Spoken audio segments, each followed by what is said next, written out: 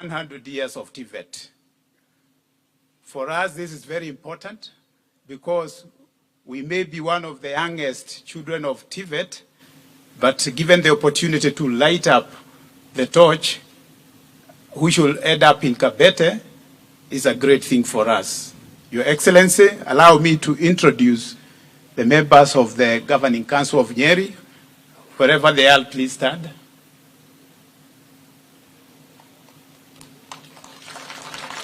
Thank you. These people support this institution in a way that is, we are almost twin with we are twin with the management of this community. And you cannot even tell the difference sometimes because we work hand in hand with understanding our role and making sure that we support where we can, no crossing of paths the wrong way, but always progressively doing it. Thank you. Let me also recognize my counterpart, who is the chair of Governing Council of Kabete. Thank you. Her name is Agnes. Very important in that she's actually the trailblazer in all this because Kabete is, and we are switching the torch for her. Finally, I wish to thank this community of Nyeri for being nice people, the management, the teaching staff, everybody who is here. Thank you very much for being such nice people, such supporting team, and with your principal who is actually leading in every good way that I can talk about. And you can see by example. Thank you. And with that, thank you very much. God bless you. Your Excellency, allow me to introduce the CEO, SIDAC, Professor Kitainge, who is doing a very good job for SIDAC. Your Excellency, that's Professor Kitainge, who has now been able to release all the pending certificates that were pending in TVET, and he is right now conducting the national examination of SIDAC. So, Your Excellency, we are well on board with TVET and SIDAC. Thank you, Professor Kitainge. We also have a few working partners like German GIZ. Where are you? Any other working partner? Your Excellency, that is German GIZ, who is hard holding us.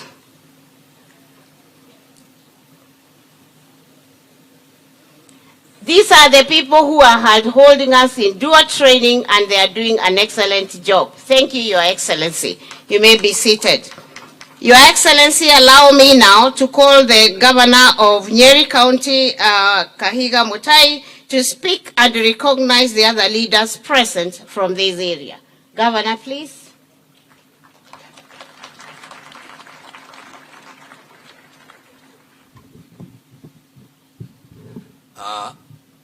Thank you very much, P.S. Moria, Your Excellency, the President, Dr. William Samoei Ruto, whom we should rightfully call the father of TVET or the current father of TVET.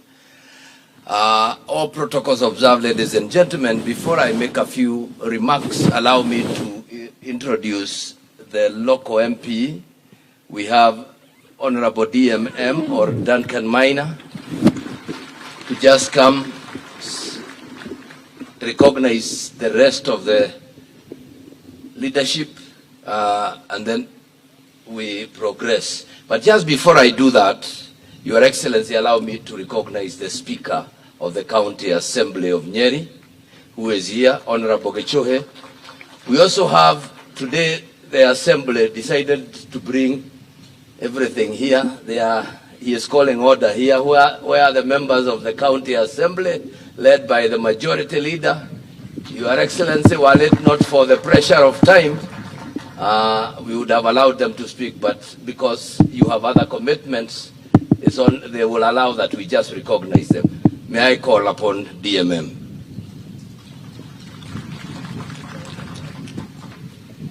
Yes, thank you, Governor Kahiga. Your Excellency, our President, we are again very delighted to host you in Nyeri.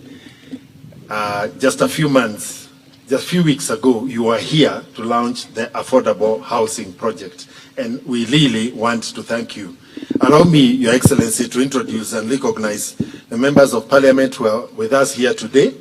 And I begin with Honorable Karemba from Embu, MP for Runyeges, I believe. We have the Honorable Kwenya Thuku, MP for Kinagop. Your Excellency, this road that we've been pestering you about connects us directly with Honorable Kwenya's constituency. And we have got the Honorable Wambugu Wainaina from Odhaya. We've got the Honorable Joroge Wainaina from Kieni. We've got the Honorable John Kagushia from Mukurweini. And we've got the Honorable Geoffrey Wandeto from Tetu. Your Excellency, I will kindly request my colleagues, among the things we have tried to pester you with is to get us, unlock for us the cancer center at Dedan Kimathi University.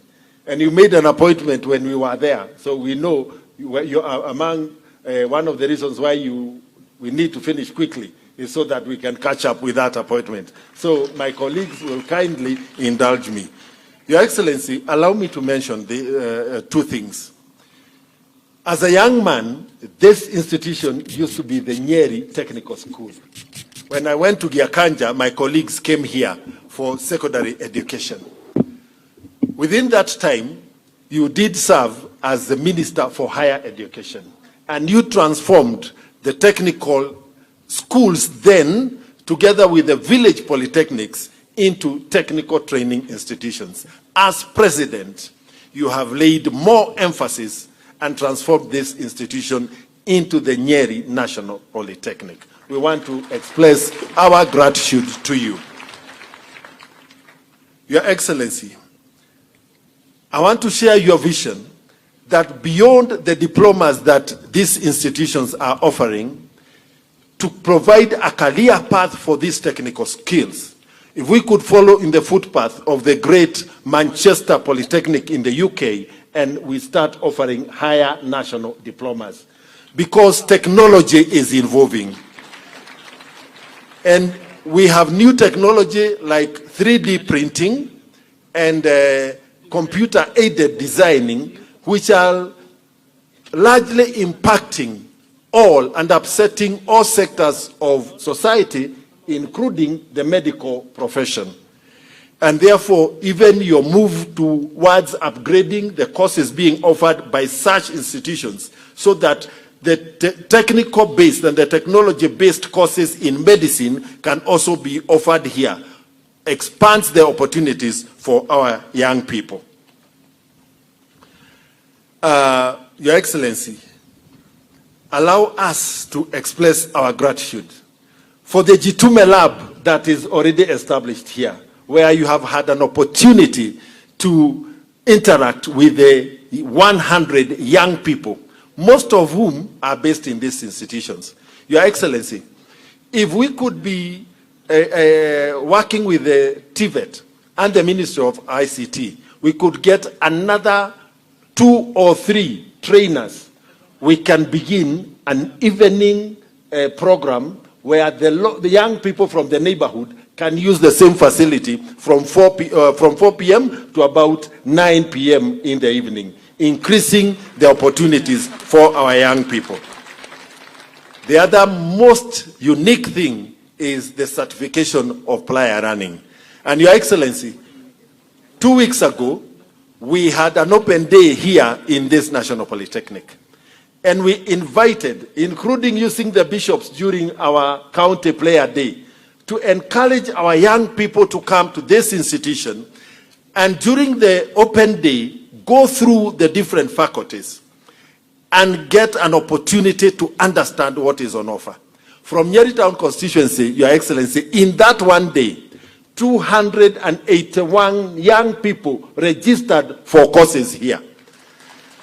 And with the kitty that you have allowed us as members of parliament to continue using, we have awarded each one of those 281 students a bursary of Kenya shillings 7,000 to enroll in the May intake. And we want to appreciate you for the continued support. The last thing, Your Excellency, is these young people reside in an area across here known as Gangaridi and Kandara.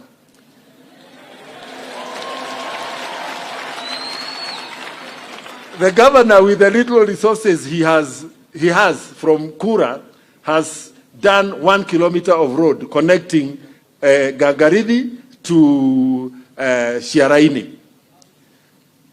The little money that comes to the constituency, we have put in, and actually the construction is going now, another 500 meters. But the entire road is 2.8 kilometers. So, Your Excellency, if, as part of the support to the students here, our ministry could avail to us the money needed for the 2.3 kilometers remaining, the students in this institution can be much, much more comfortable in coming for learning. I want to once again thank you very much. Nyeri is your home. We are always delighted to receive you. Thank you, sir. Thank you very much, Your Excellency. Allow me to invite the Senator of Nyeri to just say a word, and then we progress.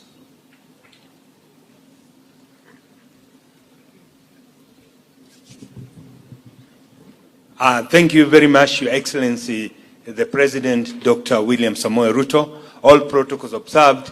Your Excellency, sir, I'm delighted every time I see you come visit us in Nyeri, because every time we've held a discussion, we leave the room more enlightened. Indeed, we know that choosing you as a president was the right decision that we made, because under your leadership, Your Excellency, we can see the plans that you put forward to ensure that our youth get skilled, not only skills, but employable skill. And we want to assure you, Your Excellency, we will support you to implement the laws that are needed so that the plan of Kenya Kwanza government can become a reality. Thank you, Your Excellency, sir, and thank you most importantly for the promise you've made that you're going to unlock what has been the cry of Nyeri people, the Cancer Center. Thank you very much, Your Excellency, sir.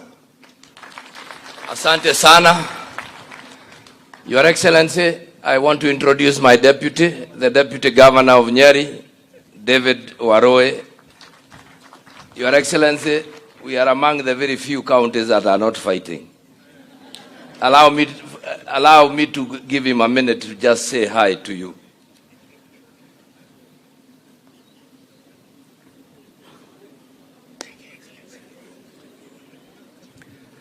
Thank you, my Governor, Your Excellency, the President of this Republic of Kenya, Your Excellency, my boss and the Governor, Mwalimu Mutahi Kahiga, and all protocols observed. Mine, Your Excellency, is to thank you so much for coming to Nyeri and to help our kids to actualize what is actually, at the moment, you're calling TVET training. Before, when I was in school myself, in primary school, I remember my mother was telling me, Kinani, I'll translate. Kinani wa godoma wega, wadiga college kare kare hareya. Kinani, if you don't study very well, you go to that polytechnic, village polytechnic, which is there. But now things are different. We are talking about now people not going to university and actually choosing to go to polytechnics because of what actually they are acquiring from here. If you are to get somebody who has done engineering, automotive engineering, direct to university, or somebody who has gone through the polytechnic, and those two are asking for employment, the one coming from polytechnic will get a job before the other one. And that is the beauty of TVET. So, Your Excellency, thank you so much for nurturing the polytechnics, and that is the way to go. Thank you so much, Your Excellency, and for coming to Nyeri again. Karibu sana, Your Excellency. Thank you. Thank you very much, David. And now, Your Excellency, as I stand here, though I'm not a student of history, I really would want to say that in 1924, this journey began. This journey began in Kabete, where the Catholics themselves decided that it was right and okay for them to begin the polytechnics and teacher skills towards perfection and towards meeting their needs. Your Excellency, over time, we did in fact grow to other places, but like David has said, we got to a situation where we failed in our planning. We did mess the education system. By the time you became Minister of Education, number one, there was a backlog. People could not go to university and they had to wait for 3 years. We had the TVETs and the technical institutions as what David has described, schools for failures. But when you came, you became the beacon of light. Number one, you completely removed any backlog of university intake. If anybody wants to walk back in history, remember it began with Daktari William Samoei Ruto when he was minister. Second thing you did, you converted the entire thinking around the TVET. I am well aware that you did not only focus on national polytechnics, you focused even on village polytechnics, where you helped around 2013 to introduce the capitation of 15,000 per student. This went on well and increased our uptake, and we started changing our thinking as Kenyans. Today, as we stand here, Your Excellency, out of an idea that came from you, we are almost ensuring that every constituency in Kenya has a TVET that is working. We want to thank you greatly.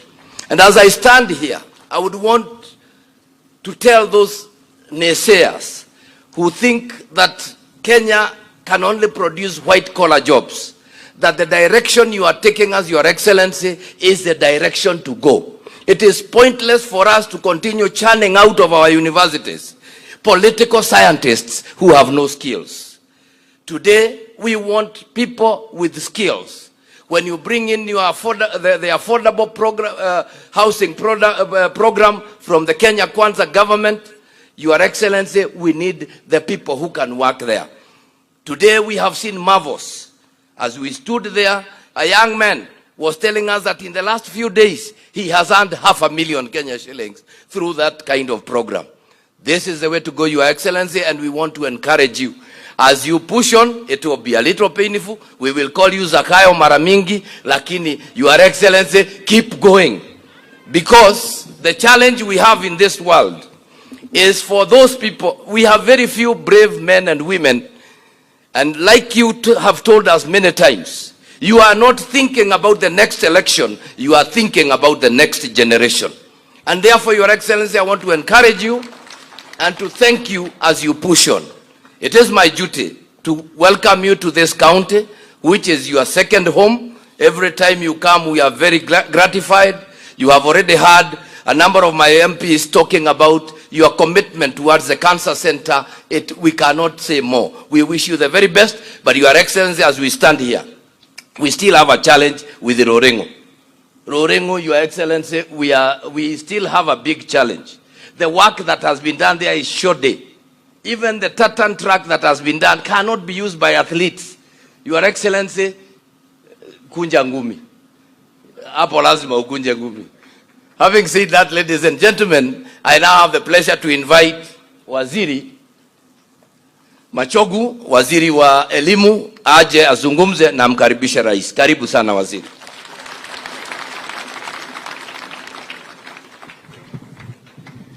Yeah, thank you, Your Excellency, the President of the Republic of Kenya, Dr. William Samoei Ruto, the Governor of Nyeri County, and all the members of Parliament present, the PS TVET, and all the principals, plus the Chairman of Nyeri National Polytechnic. Your Excellency, it's a very good opportunity once more for us to welcome you for this very important function, and in particular to Nyeri National Polytechnic. Your Excellency, we thank you for finding time, because we know how passionate and committed you are into matters TVET, and particularly into this particular function that we are here to celebrate 10 decades of technical vocational education and training in Kenya, Your Excellency. Today we look back, Your Excellency, with tremendous, it has been a tremendous journey from a single TVET institution in Kenya in the year 1924, which was then Kapete Industrial Training Depot, and today the TVET sector has actually grown to the largest population of students among tertiary and higher institutions of learning.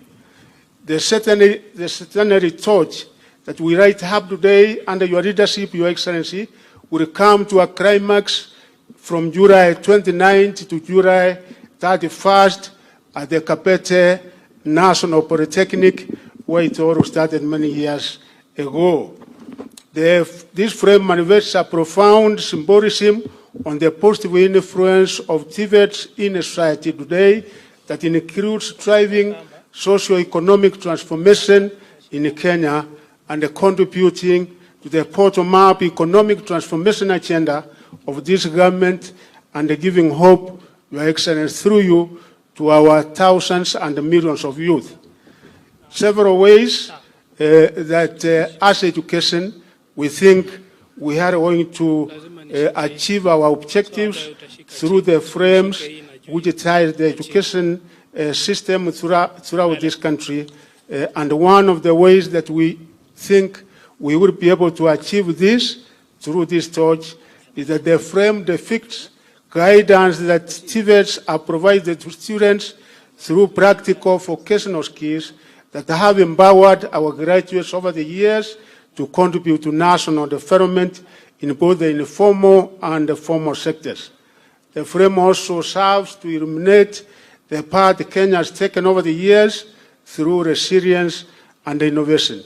The TVET institutions, Your Excellency, seek to provide the much needed skills and the competencies that will no doubt create employment in both the formal and the informal sectors and cure the future unemployment challenges that we have in this country.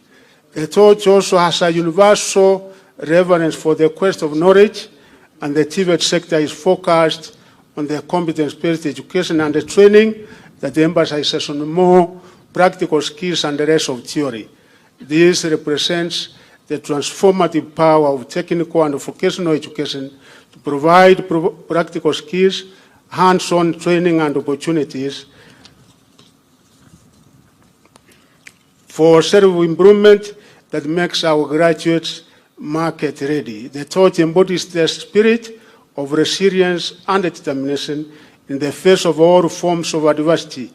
Just as the frame perseveres in the face of adversity, TVETs, after over majority of Kenyans, a second chance to upgrade their skills. This has been made possible by the launch of the recognition of prior learning policy last week and the graduation of the first cohort of over 800 students, Your Excellency, and we thank you because we passed this in the cabinet and we were able to operationalize it last week, and quite a number of Kenyans are going to be beneficiaries of this because we have thousands out there who are overqualified, but they don't have any certification as yet. The frame finally signifies innovation and creativity that will drive this country forward through the skills, competencies, and the knowledge gained from the TVET sector. The competence-based education and the training empowers graduates to solve everyday problems in society and the community. Your Excellency, it encourages critical thinking, creativity, and entrepreneurship, which we are encouraging our young men to undertake. The ministry, in conclusion, Your Excellency, we intend to keep the frame planning under your leadership by undertaking various measures and activities, particularly in the 4 months to come, which will include strengthening CDAC to play a leading role in curriculum development, assessments, and certification. Also, ensuring that we are linking up TVET institutions with industry to allow industry-led training programs through a dual training approach. And we have also embarked on a rollout of sustainable financing of training under the new funding model, Your Excellency, of which our TVET trainees are beneficiaries of the model that you did introduce last year. And also, we are implementing as TVET the 15 billion trees initiative, where TVET institutions have been given a target of establishing 8 million seedlings in our nurseries countrywide. And already we are almost getting to our target of 5 million trees annually, and we have a tree nursery in each and every one of our TVET institutions. And Your Excellency, we thank our principals for the work well done in that particular direction. With those many remarks, Your Excellency, it is now my very humble duty to ask all of us to be upstanding as we invite His Excellency the President of the Republic of Kenya to be able to address us. Kindly be upstanding. You welcome, Your Excellency.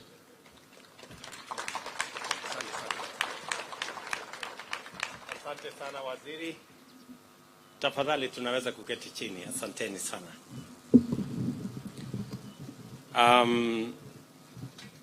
Mheshimiwa gavana wetu wa Nyeri, Mheshimiwa waziri, principal secretary wetu, viongozi wote wa bunge la kitaifa, wa bunge la county letu la Nyeri, viongozi wote, principals of various TVET colleges, tutors and students, good afternoon. Hamjambo.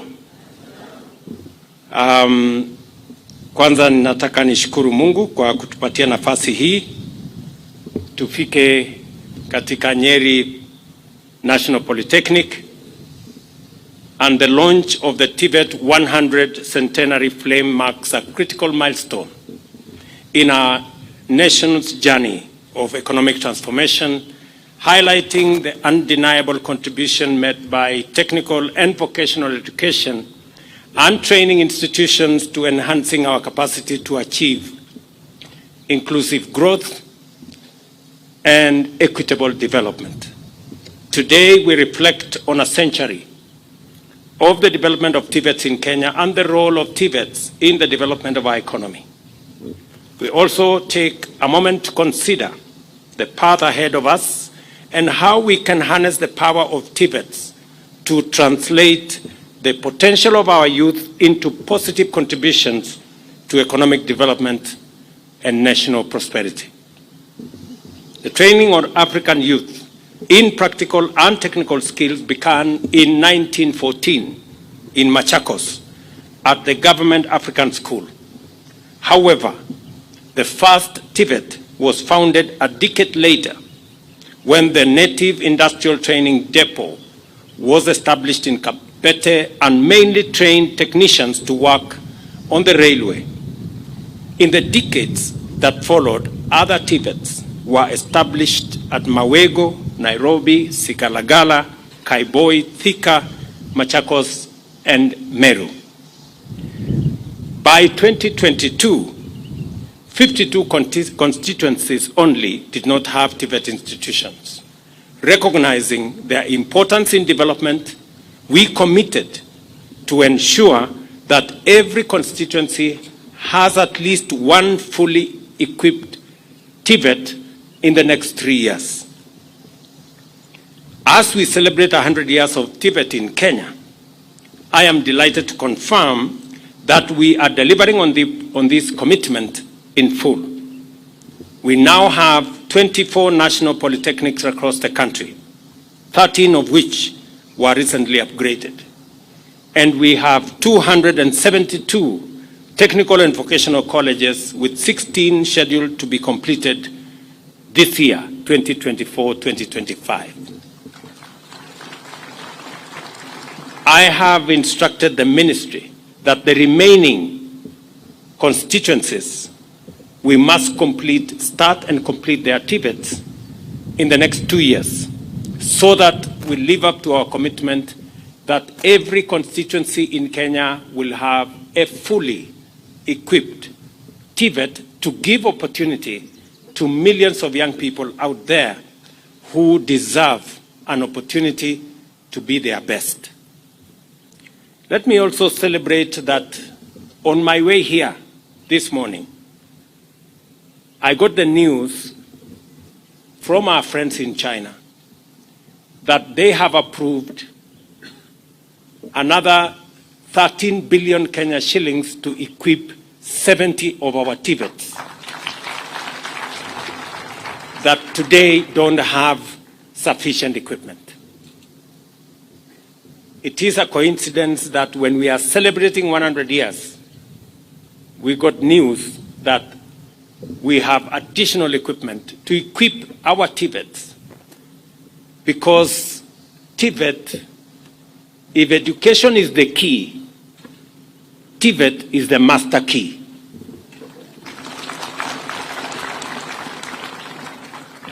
And I am very proud of the achievements that we have made, the strides that we have made in our TVET sector. I remember very well when President Kibaki promoted me to Ministry of Higher Education in 2009. I had a big conversation because all our education was focused on formal learning, largely theoretical learning. We even had huge classrooms in our universities of students learning social degree courses, anthropology, sociology, and many others. And I asked the question then, when I was Minister for Higher Education, how are we going to align our education to be in tandem with the targets we have set for ourselves under Vision 2030? Because unless we have the men and women with skills and competences to assist us achieve the targets of Vision 2030, we run the risk of Vision 2030 being Vision 3020. And you know what that means. And I had a candid conversation. And it was not an easy decision, because I remember then, when, as minister, when I said, we need to change focus. We cannot, it is good to learn history. And I was a very good student of history. We all know Vasco da Gama arrived, you know, and he came from somewhere and he ended somewhere. But he since passed away, you know. So while that is important, it is also important for us to think about the future. The future is different from the past. We need new skills. We need new competences. We need new approaches. We need new knowledge for us to tackle an ever-changing world. And therefore, we need to refocus our education as appropriately. And I want to thank the managers of our TVET institutions, the principals you see here. Naomba wasimame hawa watu. Tuwapigie makofi. These good people, they are my friends. They know what we have done together. You may sit. When I first undertook the journey, because when we started this journey of TVET, there were less than 40,000 students. Today, I'm very happy that we have 350,000 students in TVET. Then, as the Deputy Governor has said, to go to a TVET institution was almost like a punishment.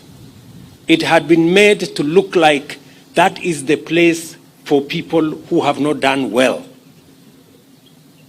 But I am very proud that today we have changed the perception, we have changed the branding, we have changed the place of TVET to the extent that last year, up to 9,000 students who had been admitted to universities chose not to attend the university but to come to TVET.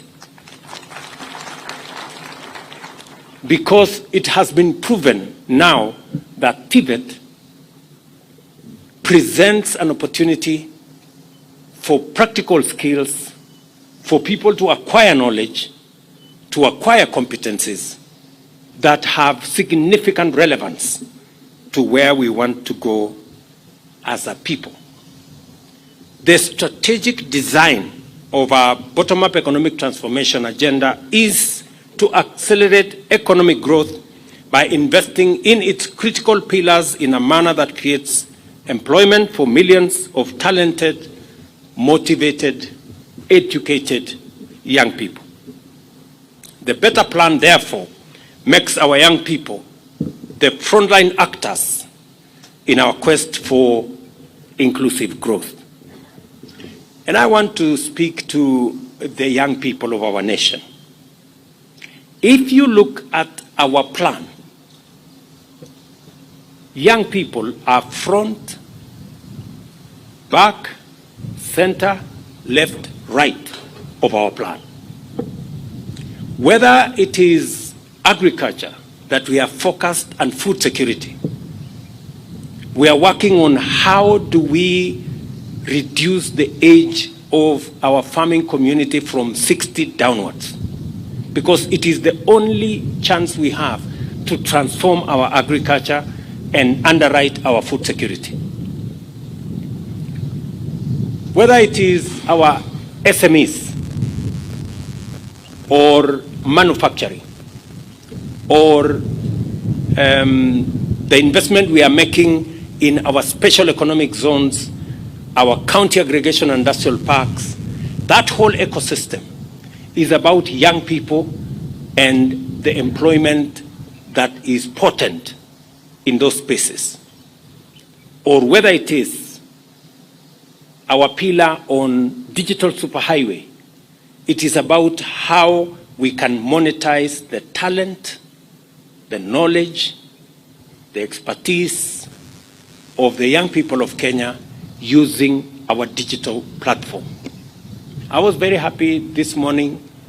I went to the ICT hub here in Nyeri.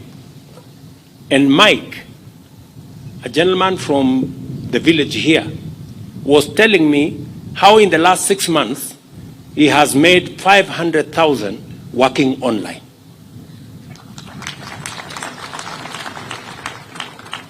I am not talking about somebody working in America. I'm talking about Mike in Nyeri, working online here at the TVET institution here. And it is the reason why, as a government, we have made changes to the CDF Act so that members of parliament like my good friend Madenge here of Nyeri town, they now have an opportunity, and we have agreed with them that every ward in Kenya, the same way we have a TVET here in Nyeri Polytechnic, every ward in Kenya must have an ICT hub. We are going to equip those ICT hubs. We are going to connect them to internet. We are going to provide computer apparatus. We are going to provide teachers to make sure that we use the digital space and the talent, expertise, and knowledge of the millions of young people coming out of colleges like this, or schools, or universities, to drive our economy through digital jobs. That is the commitment we have made. And I'm saying to the young people of our nation, for the first time, you have an administration that is focused on deliberately creating opportunities for employment, for work, for the millions of young people in our country. It is not sufficient for us to say we are going to grow the economy. We must be intentional. We must be deliberate on where we are going to create these jobs, whether it is in our housing plan, whether it is in our special economic zones, whether it is in our county aggregation industrial parks, whether it is in our ICT hubs. The focus is on getting young people in Kenya with their knowledge, with their skills, with their competencies, with their talents, to be able to monetize them and contribute meaningfully to driving our economy. And that is why we are also intentional on dealing with those who want to corrupt our young people with drugs, with illicit brews, and we have put down our foot that it cannot be business as usual. We cannot have a drinking nation. We must have a working nation. It cannot be both ways. And so those who are telling us that we have closed their bars and they are unhappy with us, surely. Ile hasara tumepata na madawa ya kulevya, you go to centers, you go to towns, you go to estates and villages, and you find young people who can hardly stand straight because of drugs, because of... That is unacceptable. And therefore, we are going to be firm, we are going to be forthright, because I know for sure nobody is going to die because they were not drunk. Hakuna mtu atakufa kwa sababu hajalewa. Na kama kuna mtu atakuwa mgonjwa kwa sababu atalewa, tutampeleka hospitali. The defining impact of this event is the outline that TVET sector's role in a rapidly transforming economy as the Africa Continental Free Trade Area takes shape swiftly, and our country aims to achieve newly industrialized status within a decade. TVET's capacity to address the country's human resource needs, supply the labor market with skilled, versatile, and innovative personnel, and align millions of youth with their aspirations, livelihoods, is paramount to us.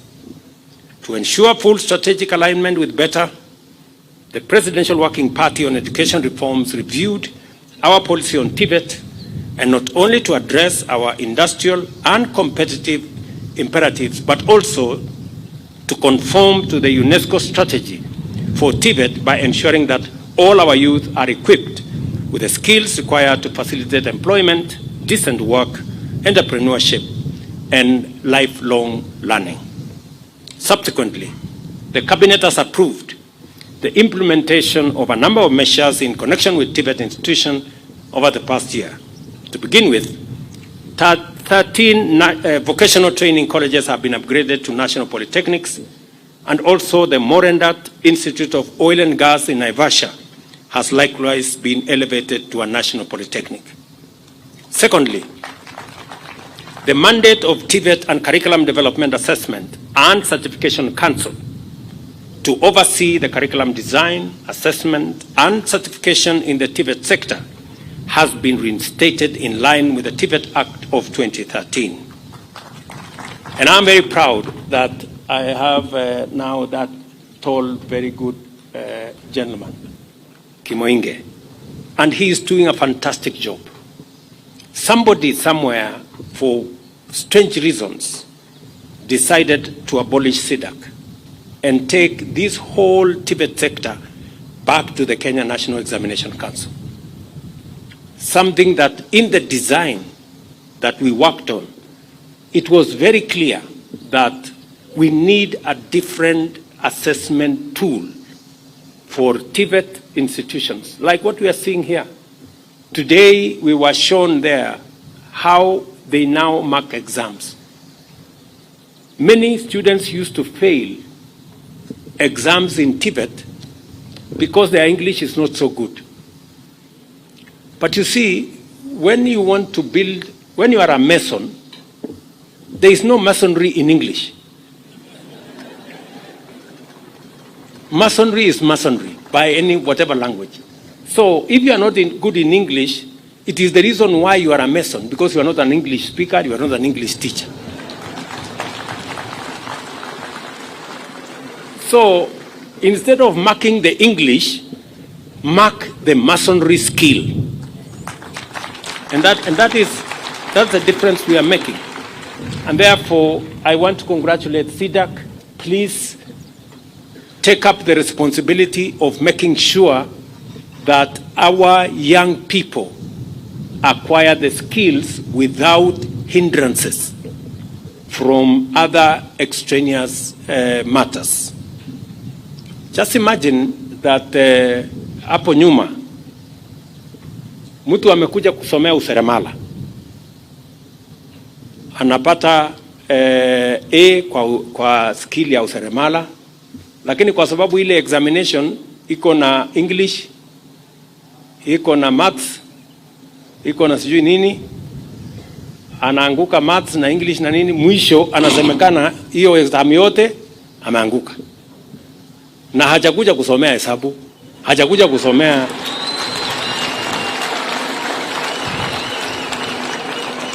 sindio? So this is why we are saying we need a different examination for the people who have come here to acquire skills and competence. We must mark and assess the skill and the competence. I was very proud when I met a young man in one of the booths there. And I asked him, okay, so you have come to learn tailoring. Akaniambia, hapana, nimekuja kusomea fashion and design.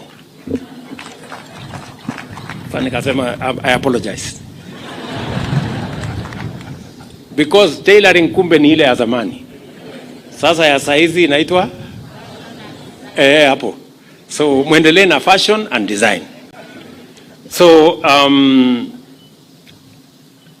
I'm also happy that we all agreed.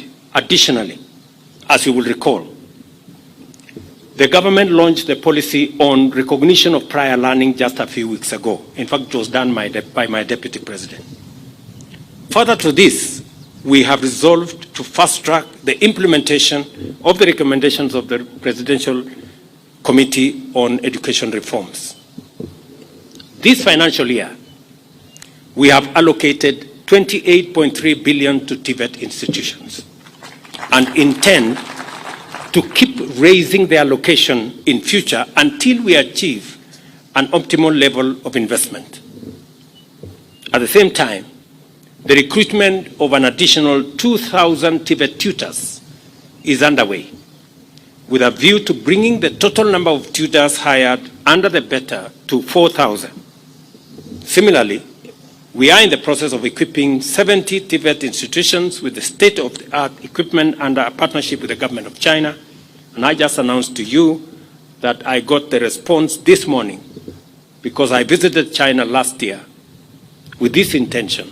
This morning it was confirmed that the funding had been approved. We are serious about introducing our youth to the best skills, knowledge, and technology that is available globally. I have also instructed the ministry. When I was in Italy about 2 months ago, I agreed with the Italian Prime Minister to support our TVET, 40 of them.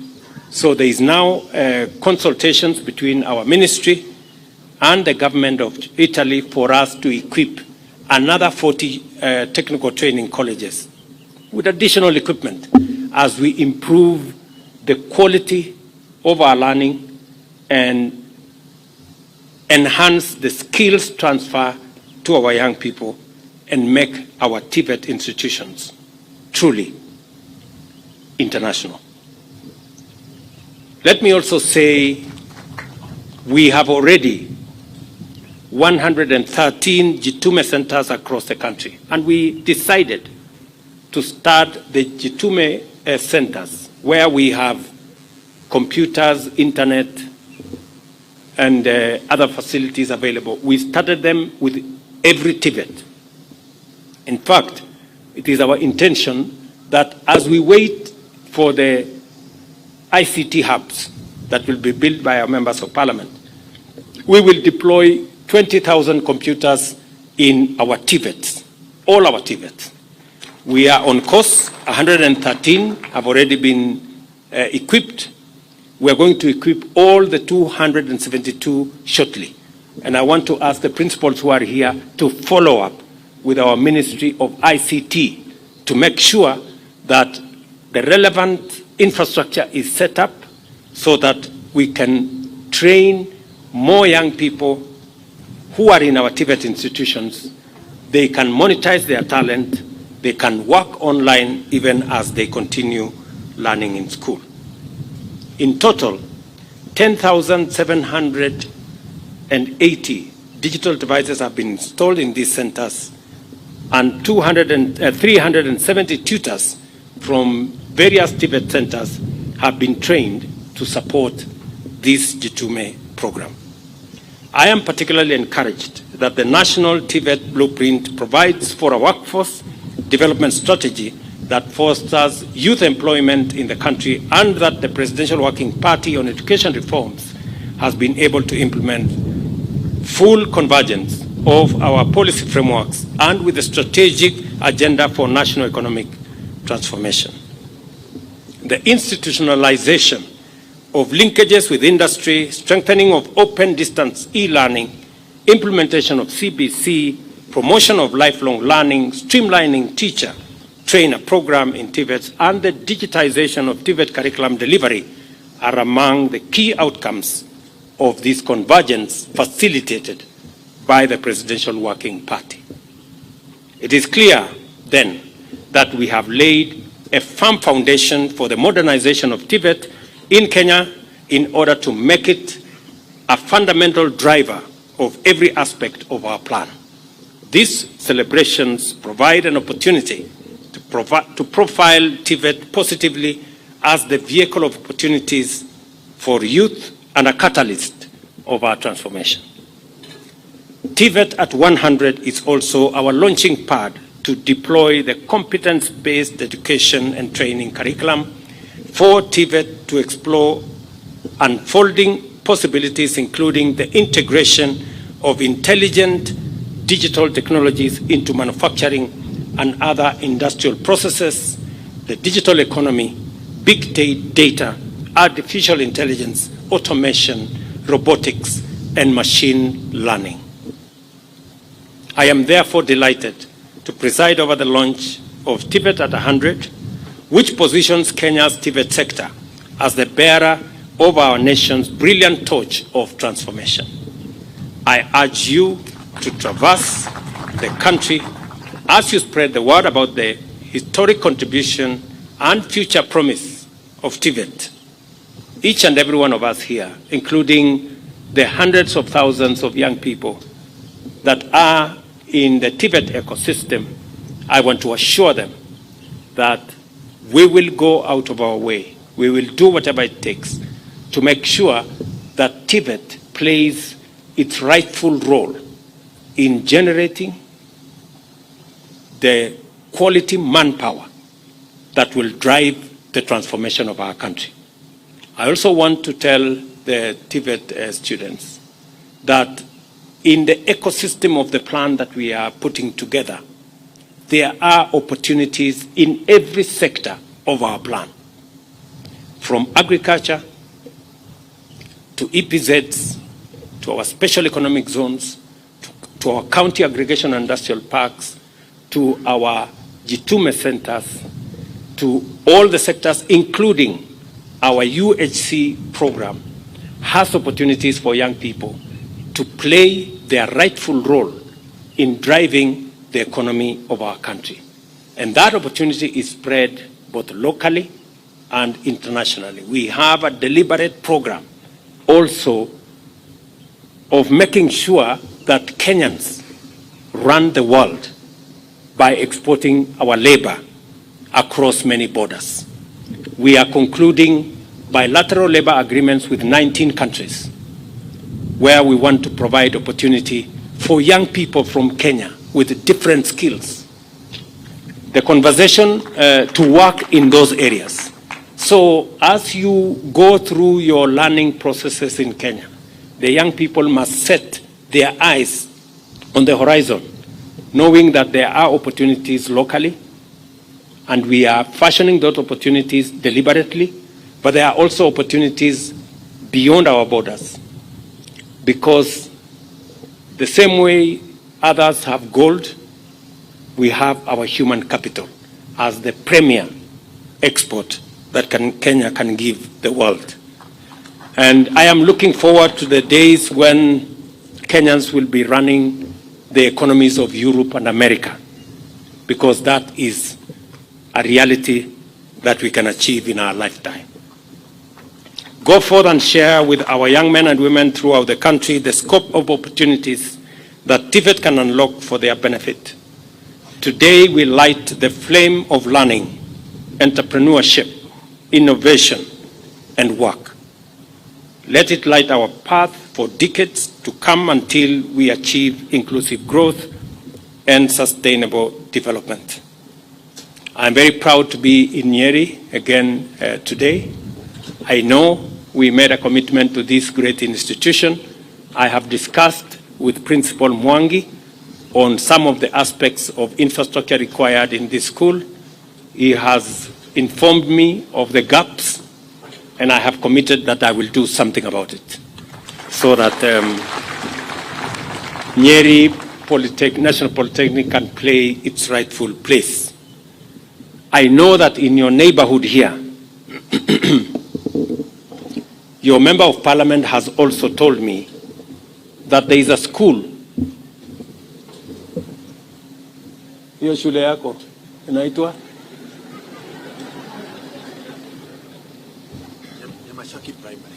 Nyamachaki Primary is your neighborhood here. There's a small school there with inadequate facilities.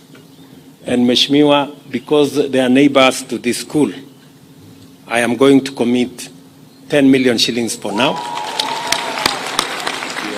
And to see how we can upgrade that school, because I'm told there are 2,600 students, and they are learning in not so very good condition. Your member of parliament has been on my case, and he told me, unless I say something here, things may not be very good, and I may not be allowed to leave this place. Thank you, sir. So, and you can see with his height, he can be very dangerous. So, Mheshimiwa, I hope I have bought my peace to leave. Yes. So, otherwise, to the great people of Nyeri, asanteni sana, na nimesikia vile gavana wetu wamesema kuhusu stadium yetu hapa Nyeri. Imetuletea matatizo kiasi, lakini tutaishughulikia. Vile ameniambia, nitafanya hivyo. Simulisikia vile aliniambia? Alisema nifanye nini? Nitafanya hivyo. Kwa sababu wale watu wote wako kwa hiyo area niliwaambia mambo yao ni matatu. So otherwise nataka niseme pongezi kwenu ninyi nyote, and to assure that TVET okay. Mumesema vile vile kuna barabara hapa iko na matatizo. So nimesikia vile mumesema, na next week nitatuma waziri wa barabara akuje hapo na apange vile hiyo barabara itajengwa. Na vile vile tumeshakubaliana kwamba katika ile program yetu ya housing pia tuko na nafasi, ngoja kidogo. Pia tuko na nafasi, angoje tu kidogo, tutamuongelesha. Tuko pia na nafasi ya kutengeneza, aketi tu hapo nyuma wewe. Very good. Tuko pia na nafasi ya kujenga hostels katika college hii yenu. So mimi ninataka niwaeleze pia, huyu mjumbe wenu Mheshimiwa Madhenge atapanga na mimi ili tuhakikisha kwamba program yetu ya affordable housing pia tunaileta mpaka ikafika kwa Nyeri Polytechnic kwa mpango wa hostels ya wanafunzi, ndio wanafunzi wengi waweze kusoma na kuishi mahali ambapo pana usalama na vile vile pana usafi na mambo yale mengine ambayo yanahitajika. Kwa hivyo nataka niseme asante sana kwa kutupokea na watakia heri. God bless you and see you soon. Thank you very much.